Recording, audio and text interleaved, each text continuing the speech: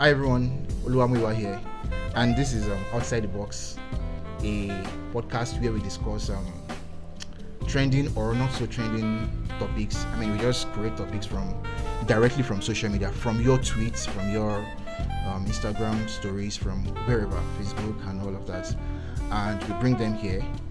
I mean, they have to be discussion worthy, and what we do is we just we are everybody's conscience. We just discuss them randomly. There's no rule to the game. Everybody's free to talk, and that is why your comments and your contributions are very important. And we need you to talk because this is a discussion platform. I mean, we are family oriented, family friendly. This is a content that you can watch with your children. Yes. So come along with us, and we're sure that you will enjoy this podcast. So I have a couple of people in the studio here with me, and they are going to be introducing themselves. So let's start with the person directly opposite me. Hi everyone, my name is Israel Gideon. Welcome to Outside the Box. Hello everyone, my name is Gloria Joseph. Welcome to Outside the Box. So let's start with our first tweets. Israel. Someone said the white people also get prophecy that they travel to Africa too. I mean, that's the question. Of course, if we have to discuss it from the economic angle, I don't think that would be a thing. But then recently, I attended an event and I heard two different stories of people who knew that they were supposed to come to Africa to make their life better. Let's just put it that way. They were white people. One is white and the other is not white. He's actually a Nigerian, that Japa. And so the pastor gave him the prophecy. Okay. It was Pastor Emmanuel Irene. So I think all of us should know him. Okay. So he gave him a prophecy that he would come back to Nigeria. I don't know whether the man came back or whatever. He just said it that he got a prophecy. I mean, we're talking about prophecies, right? So he got the prophecy that he would come back. He should come back to Nigeria. But I think we're talking about white people here. Oh, white people. So the content is, do white people prophesy? Do they receive prophecy that they will go to Africa? Just like we Nigerians or Africans receive prophecy that one day you will travel and you will leave your father's land. Some people even fast for it. Exactly. I mean, what would we say is behind that? Simple economy. So if your country has a good economy, why would you want to? How would you want to live in the first place? That's true. Right. Most Americans that come here, they come here for us. Maybe they want to come and marry one of us. Or better still, do one of their humanitarian. Yeah. That's what they do. Or expatriates. Exactly. Most of them come here and they earn. When a Nigerian is leaving Nigeria to maybe Europe or whatever, we are going there with no hope, no purpose, no vision. We just go there to struggle. But most of them that come here, they don't need to come here through prophecy because they are actually coming here for something they are so sure of. Exactly. They didn't leave their country to come and look for greener pastures here. They came here to come and collect our. And the funny thing is that most of them that come here, they don't get paid in naira. They pay them in dollars or in foreign currencies. Imagine that. And we God, it's just like we going to outside the country and they are paying us in naira, for example. Like, see the high level of what would I call it now? Expertise that you have to have. For them to be paying you, this is what I want, this is how you'll be paying me. They dictate how much they'll be paid here. They dictate how you pay them. They dictate what you will pay them. You can't try that there. Okay, but the question I would like to ask is, will there ever be a time where people would actually beg to come to not even Nigeria, to Africa? Well, if you ask me, I think it is dependent on our economy, our leaders here, if they decide to help us be as big as those countries that we are striving to go for. I mean, people are even as extreme as people fasting, praying, and staying hungry. But I think I have a second opinion to that. It's our leader thing, because everything in Nigeria, we believe that it is a function of leadership. Yeah, it is a function of leadership, but maybe not political leadership. If you look at companies that have, made Nigeria famous in the last 10 years or maybe 5 or 6, most of them did it without government. See, governments, they started these things and then government came in to regulate the sectors, right? And if you look at the top executive at some of these companies, you find the Europeans, the Indians, the Americans. So I believe that if we follow that line, if we are creative enough, if we are curious enough, if we are educated and exposed enough, I believe that Africa will get to that point where we're creating industries. Look at mining industry, look at the petroleum sector, look at the fintech, even educational sector, our historical and cultural sector. They are begging for people to. What we're doing is getting traction right now worldwide. Our entertainment industry, for example. Look at the people that direct most of these events. The Whiskey, the Burna Boy. They are white people. They literally come here. I mean, at this time, they are not begging to come. But if we develop these sectors to that point, they will literally want to work with African and Nigerian brands. They will be begging. They will be sending in. We ask them to send. Okay, it's like everybody is vying for a job. Send your CV. Send your this.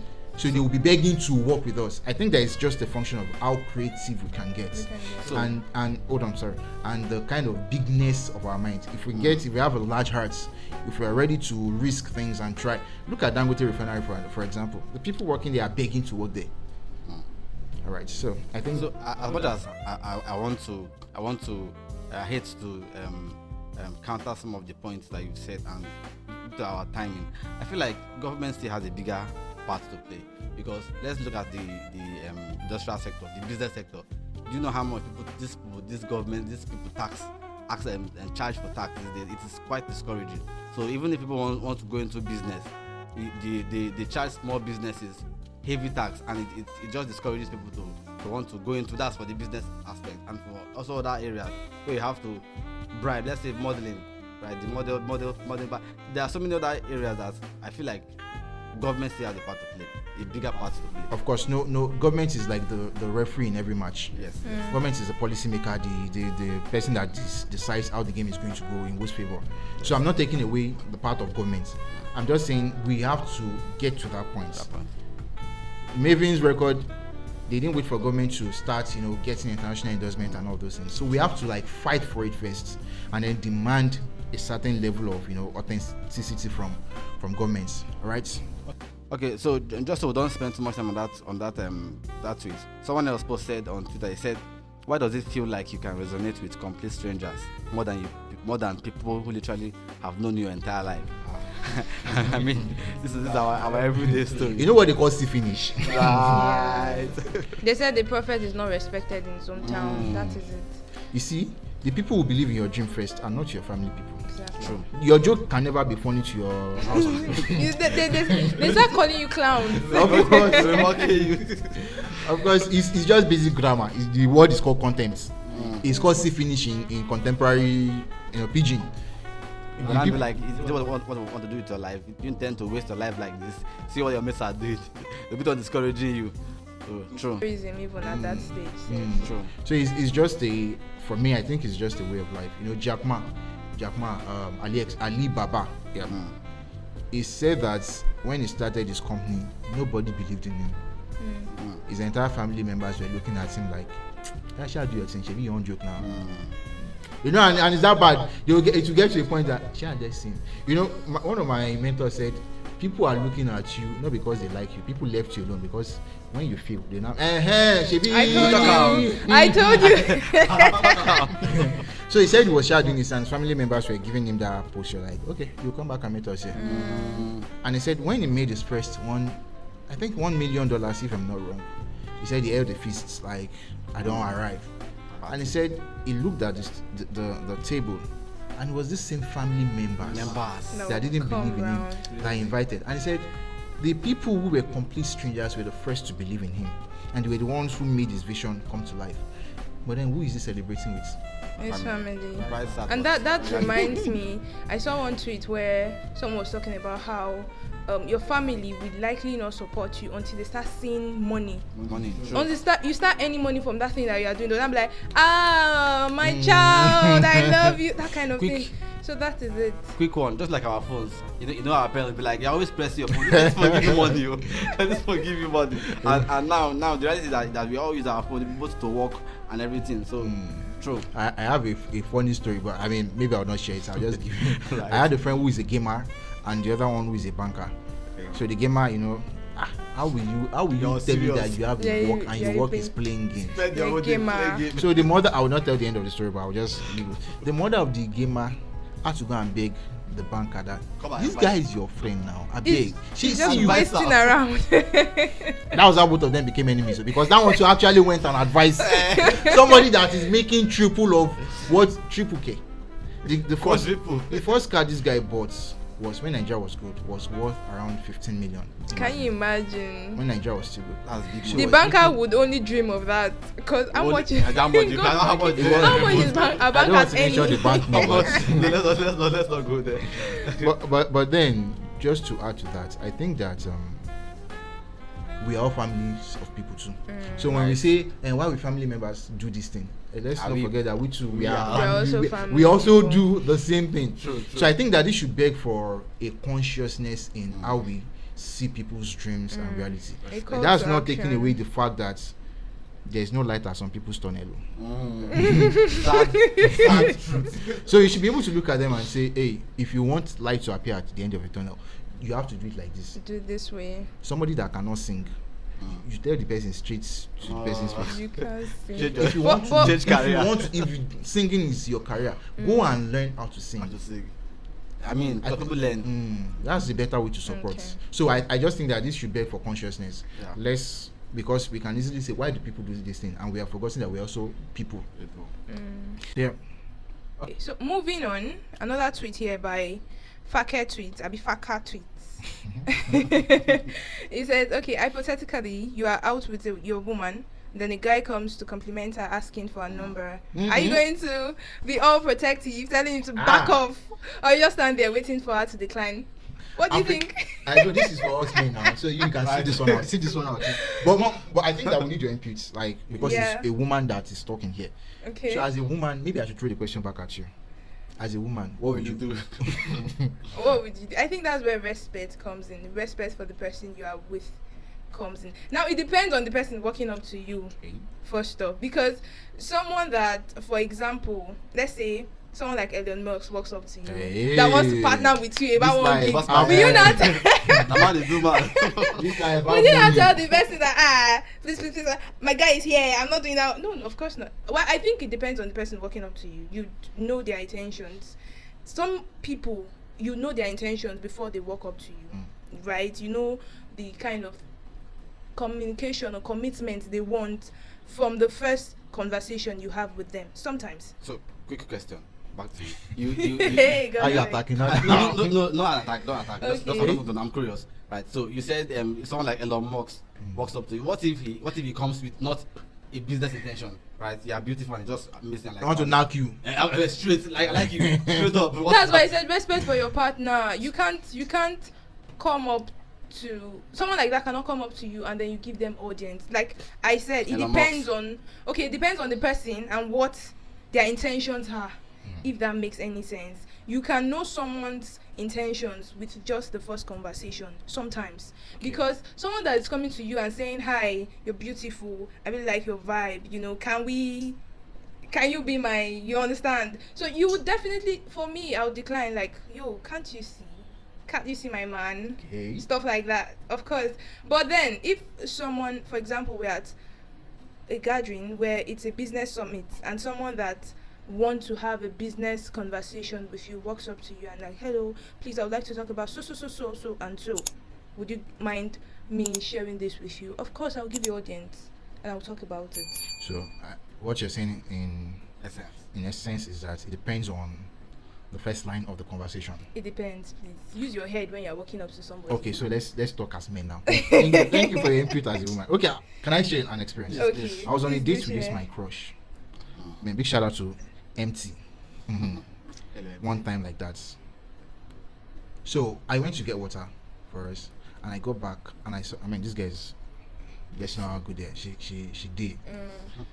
Not even fine. Like she's fine, right? But then there's something to a woman that is more than fine that will make a man want to approach her. We know what I'm talking about. Yeah. Family friendly. So I went to get water, and I saw this guy. The guy has been watching me, of course, obviously. Immediately you stepped Yeah. out. Ah, man. So I walked Wait out, there. and I was coming back, and I saw both of them talking. As a gentleman, I just waited until they finish talking.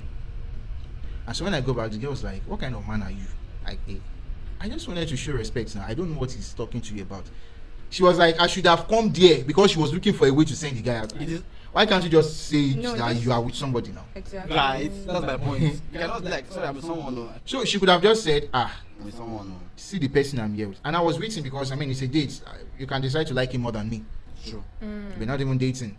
Maybe there's something I'm saying that is different from, let me not block, let your boyfriend not block you from finding your husband. So she ended up blaming me that, why did I do that? I just think that this thing is, there are two sides to it. And Right. I think that's where communication comes in. So I think that conversations are important. If somebody is somebody significant, I think that both of you should know each other's language. So what would you do in this scenario? But let's say that we are just asking ourselves out. So what would you do, Israel? Okay. I feel like this is just about emotional intelligence, right? In a way, because you are with someone, you are out with someone. The person is the reason you are there at that point in time, and someone else walks up to you. Now, it is not difficult to say, please, can you, even if it's a business conversation, can I get a number? We'll talk about this some other time. I'm with someone. I mean, for the fact that you even came and waited for them to finish talking, I feel like it's a bit disrespectful. No, let's not make this about me. Let's just make it about the topic.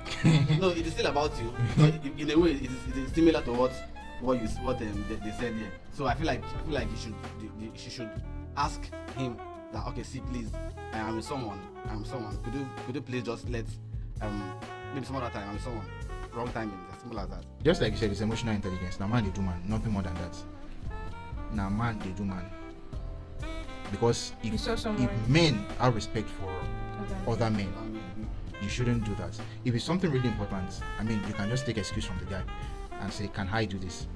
Right? I think that is just emotional intelligence at the end of the day. All right, so that brings us to the end of this session for today. And I believe that we've had a lot of fun. I mean, right here in the studio, we've had a lot of fun. But a major aspect of this our podcast is the comments section. We love to hear from you about any topic that we've raised.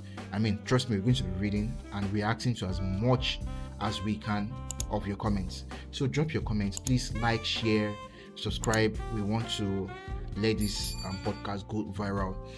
And subsequently, we're going to be bringing some of you to join us in the studio and have a session with you to share your minds and all that. Thank you for joining us today. We hope to see you next time. Peace. Peace out.